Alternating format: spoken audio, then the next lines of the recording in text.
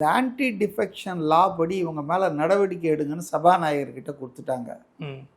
இவங்க பண்ண தப்பு என்னன்னா 32 பேரோட வெளியே வந்திருக்கணும், 2/3. அப்போ அது பிளவு. இவங்களால் 25 பேரை தான் மேனேஜ் பண்ண முடிஞ்சுது.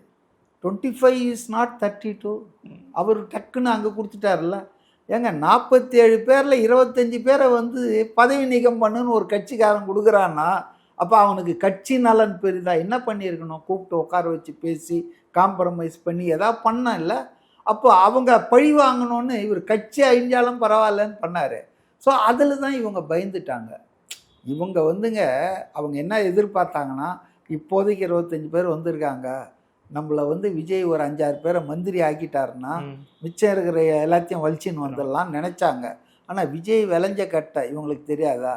ஏங்க விஜய்க்கு தெரியாத 32 பேர் இல்லாமல் இவர் பண்ணார்னா, நாளைக்கு அவங்கள ஆன்டி டிஃபெக்ஷன் லாவில் போட்டால் அவருடைய தூய சக்தின்ற இமேஜே போயிடுமே.